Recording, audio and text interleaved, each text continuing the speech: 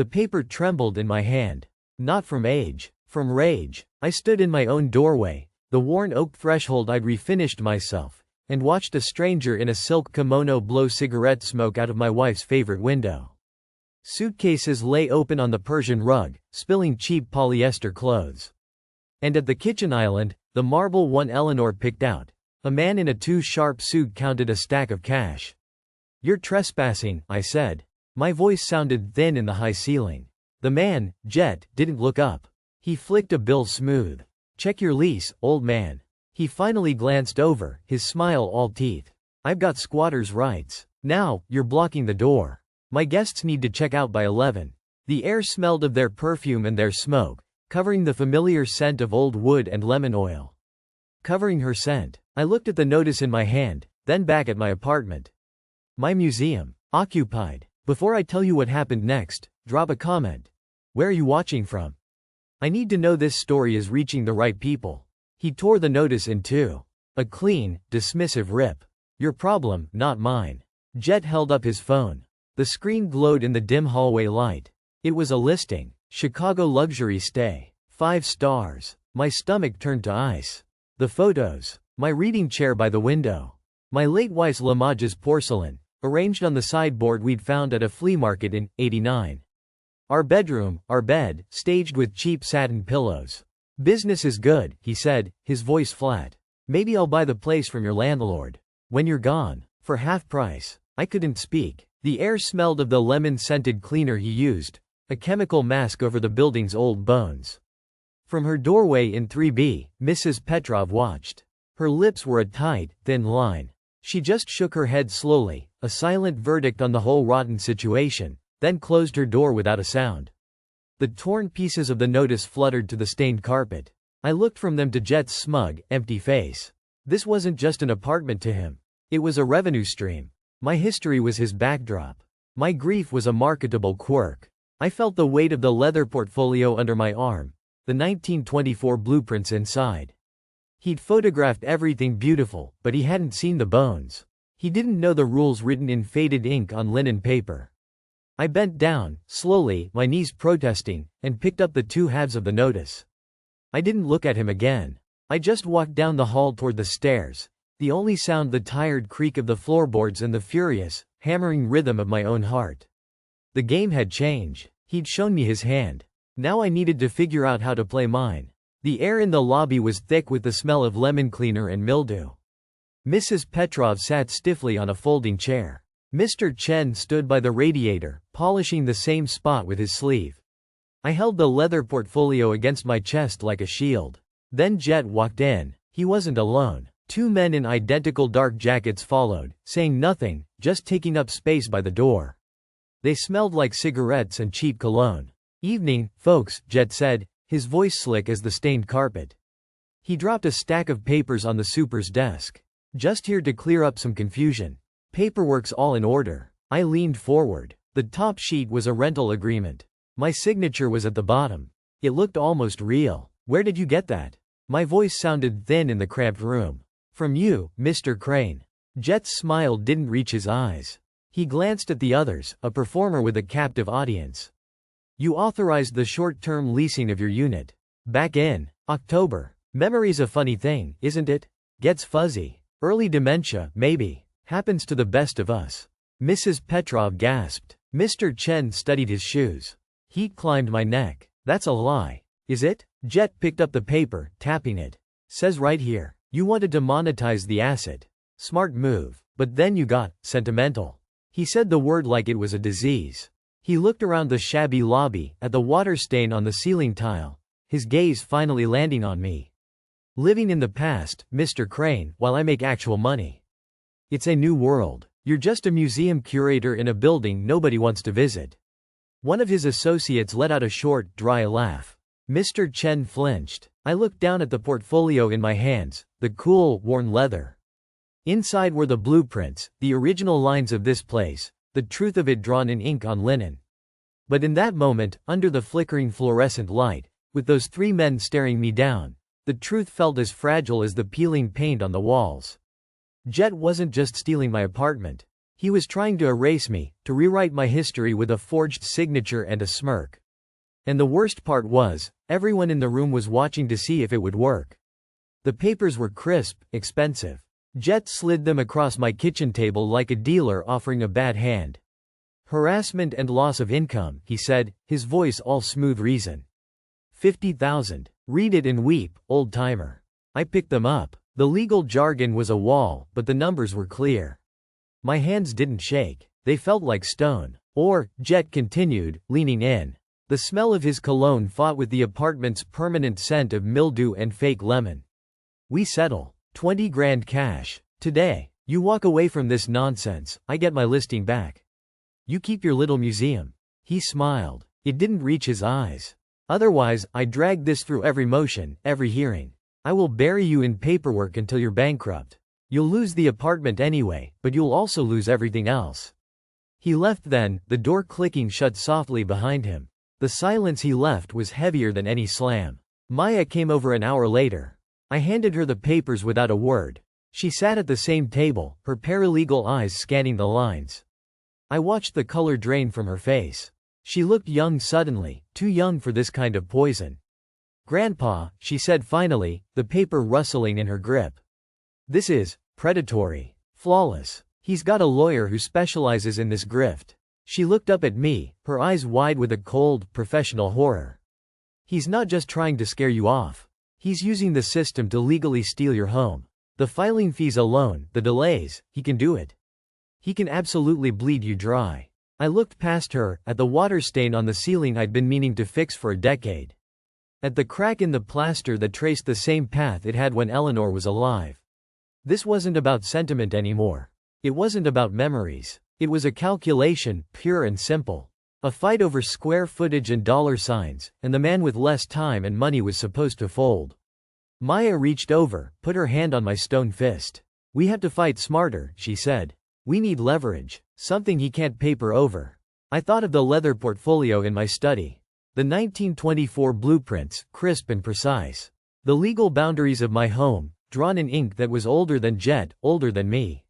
I thought of Mrs. Petrov's sharp eyes, Mr. Chen's weary loyalty.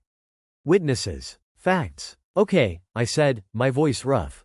It was the first word I'd spoken since Jett left. Then we find it. The blueprints were spread across my kitchen table, held down by a chipped saucer and a cold mug of tea. The lines were faded, but the truth was sharp as a blade. Maya's finger, nail-polished a practical, dark blue, tapped a section of the schematic. See this? The legal description of the unit. It's based on these walls. Jett's guests are using the fire escape as a secondary entrance. That's a building code violation, but more than that. She traced a line. It blurs the boundary. He's treating your apartment and the common hallway as one contiguous rental space. I saw it then. Not as my home, but as a legal entity. A box defined by lines on paper. So we don't evict him, I said, the idea forming like a crack in plaster. We sell the box. Maya nodded. To a resident occupant collective. It's a specific housing classification. They bypass the standard tenant laws. They purchase with the intention of immediate, full occupancy by their members. She pulled out her phone. I know a group. The Iron Wolves. Older guys, mostly. Mechanics, welders. Their clubhouse got condemned. They're looking for affordable space, and they have the cash for a quick close. They're not easily intimidated. The words hung in the air, mixing with the smell of stale smoke seeping under my door.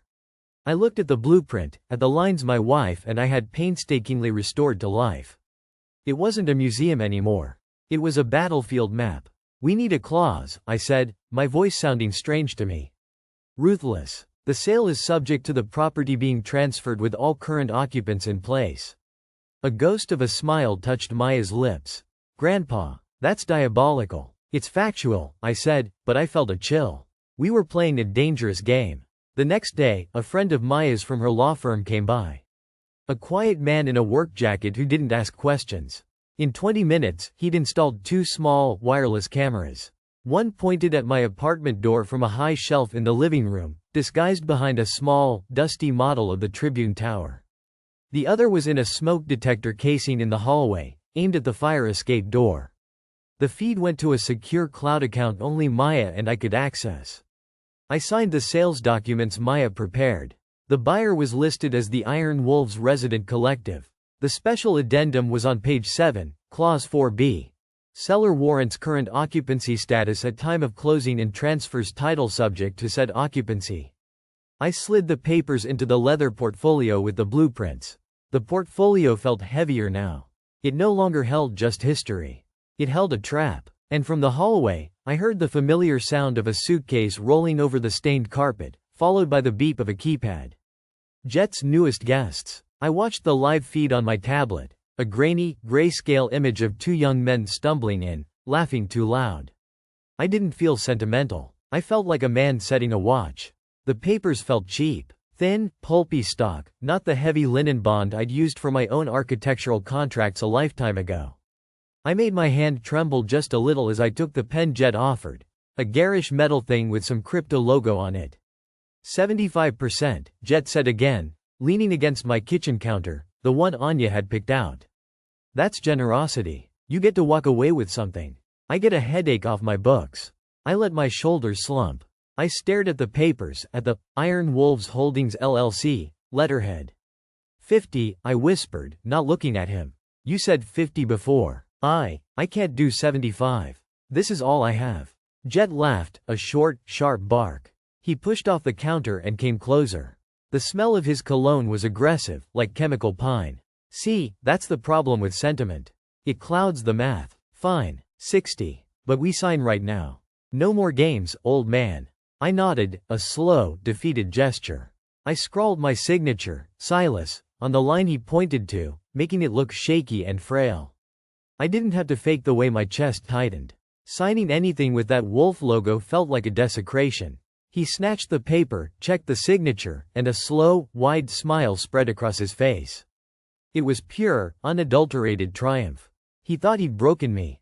He thought the history in these walls, the ghost of my wife in the crown molding, had a price, and he'd just haggled it down. Pleasure doing business, he said, folding the contract carefully. The crew will be by Monday to start demo. You'll be out by then. I just looked at the floor, at the stain on the carpet his boot had made. He left without another word. I waited until I heard the building's heavy front door slam shut downstairs. Then I walked to the window, peeling back the lace curtain Anya had loved. I watched him cross the street, a spring in his step, already on his phone. He was probably calling someone to brag. Upstairs, in 3B, I knew Mrs. Petrov's camera had caught it all. The smug expression, the signed contract, the whole performance. I let the curtain fall back. The apartment was quiet, just the hum of the old refrigerator. I went to the hall closet, moved aside the winter coats that still smelled of Anya, and felt for the leather portfolio behind them. The 1924 blueprints were inside, crisp and definitive. The real battle hadn't even started yet. Jett had just bought himself a lawsuit he couldn't imagine, for a property he didn't legally own. He'd signed his own problem, and he was too busy counting a profit to see it. The closing table was cheap laminate. It felt like the kind you'd find in a community center basement. Jett sat across from me, a smirk playing on his lips. His lawyer, a kid in a suit 2 sizes too big, tapped a pen. My lawyer, a no-nonsense woman Maya found, slid the final papers forward. Sign here, Mr. Vance. The transfer of the property to the Iron Wolves Motorcycle Club, as a tenancy in common, is complete upon your signature. I signed. Silas Vance. The ink felt like ash. That's when the door to the small title company office opened. The smell of leather and cold air washed in first. Then they filed in, 10 of them. Their vests were patches of road grime and faded color, the club's emblem, a snarling wolf head, on every back. They didn't say a word. Just filled the empty space along the wall, arms crossed, boots planted.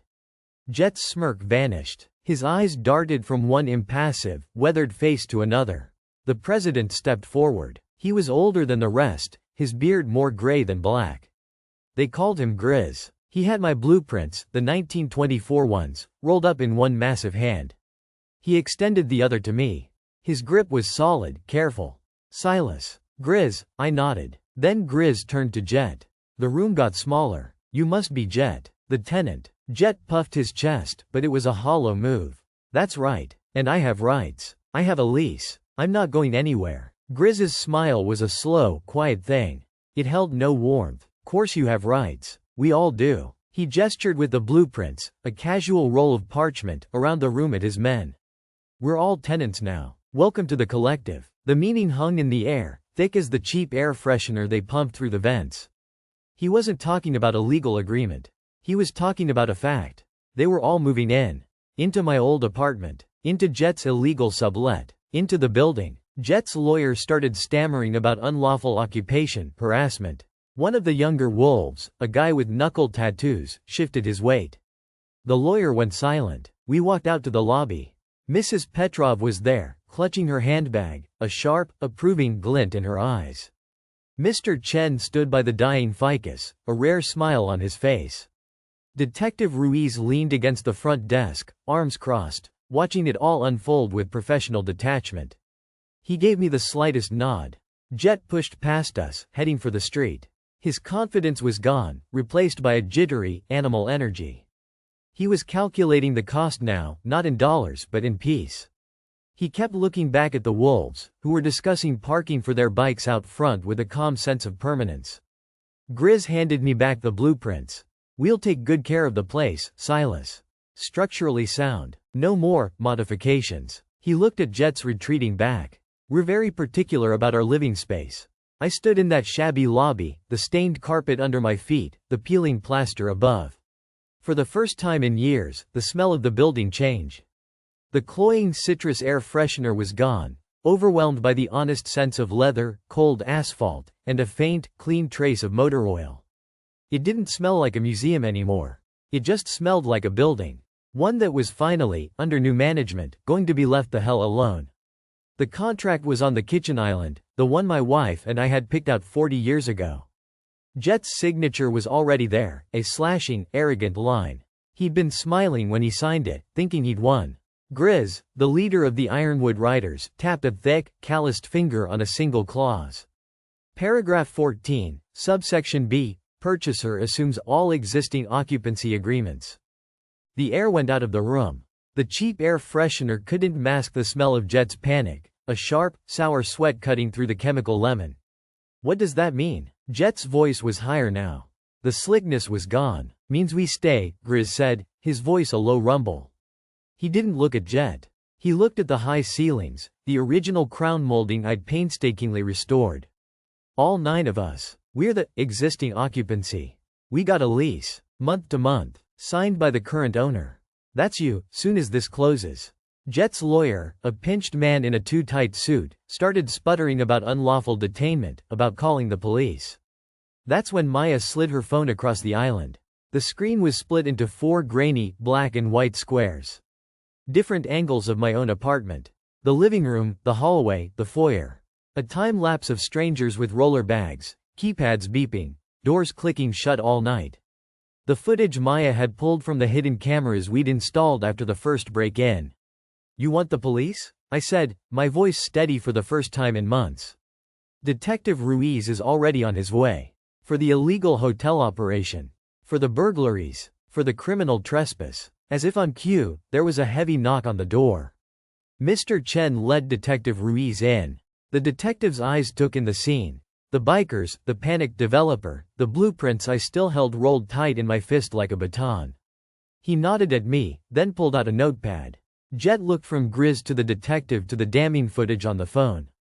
His whole philosophy, that everyone has a price, curdled in his eyes. He'd tried to buy the bikers off the week before. Grizz had told me about it. A wad of cash offered in the alley. Grizz had just stared at him and said, "We don't want your money.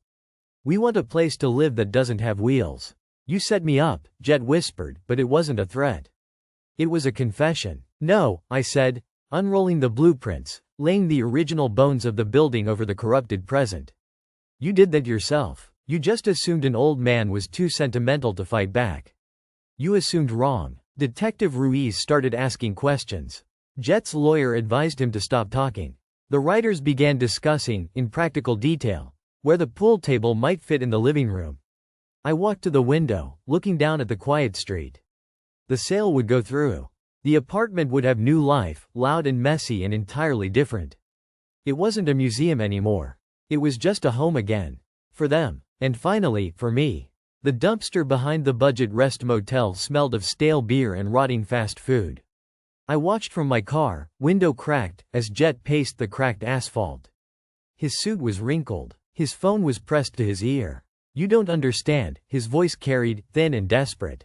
"They're calling in the loans. My credit's destroyed. The city revoked all my rental licenses. Permanently." He kicked a soda can. It skittered under a flickering neon sign. On his phone screen, a local news clip played. I knew the segment. The reporter was standing in our courtyard. Behind her, members of the Iron Wolves motorcycle club, in clean jeans and leather vests, not a patch in sight, were turning soil with shovels. They were building raised beds for a community garden. Mrs. Petrov was directing them on herb placement.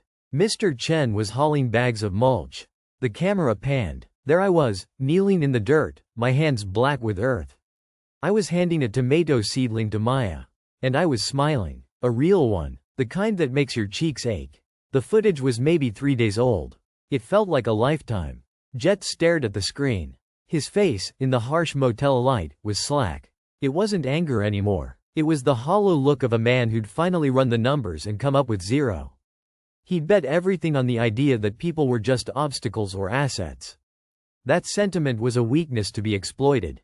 That an old man in a decaying building was an easy mark. He didn't see the blueprint, rolled tight in my leather portfolio on the passenger seat. He didn't see Detective Ruiz's card, or the formal complaint from the city clerk's office Maya had filed, citing zoning violations and fraudulent leases. He didn't see the network of a neighborhood that, once awakened, had a long memory and zero tolerance. All he saw was that news clip. The garden. My smile. He ended his call. He didn't throw the phone. He just slid it into his pocket and looked at the dumpster holding what was left of his slick, temporary life. A stained mattress. A broken floor lamp. Cardboard boxes soaked through from last night's rain. I put the car in gear. The soft sound made him turn. Our eyes met through the windshield. I didn't nod. I didn't smile. I just held the look for a second, long enough for him to see I wasn't there to gloat. I was there to witness the final tally. Then I pulled out onto the service road, heading back toward the city. The smell of wet earth was better than cheap air freshener. The future, for the first time in years, didn't smell like decay. It smelled like something growing. The coffee was bitter. The good kind. Maya stirred hers, the spoon clinking against the ceramic in a clean, final sound. Through the cafe window, across the street, I could see the brownstone. A different curtain hung in my old window. A bicycle was chained to the railing where my rose bush had been. "You okay, Grandpa?" Maya asked. Her eyes were sharp, like her grandmother's, but softer around the edges with a concern I hadn't earned. I set my cup down. The steam rose in a thin, vanishing line. "Sentiment is a weight," I said, the words feeling true and worn in my mouth, like a stone from the river. "You carry it until you realize it's just making you sink." Jett's gone. The city revoked his licenses. The new owners, they seem quiet. Maya nodded. It was a good price. More than fair. It was. The money was in an account, a number on a statement. It didn't smell like gardenia or old books. It didn't have the ghost of a laugh in the hallway. "Sometimes you don't win back what you lost," I said, watching a young couple unlock the building's main door. They were laughing. They didn't look up at the water stain on the ceiling of the vestibule. They just saw home. "You just stopped the bleeding." I'd given the blueprints to Maya. A gift, she called them. A historical record. To me, they were just paper now. The lines on them had stopped being walls I lived inside. They were just lines. Mrs. Petrov had sent a card. Mr. Chen helped the new tenants move a sofa. Detective Ruiz closed the file. The system, creaking and slow, had worked just enough. Not for justice, not for restoration. For cessation. I took another sip. The bitterness was fading, turning into just heat, just a drink. The past wasn't a room I was trapped in anymore. It was just a story. This one, told over bad coffee on a bright, cold street where life, messy and unconcerned with history, kept moving right along. The past was finally past. I reached across the table and covered Maya's hand with mine. Her skin was warm. "Thank you," I said. It was all that was left to say. She smiled. It was enough. The end.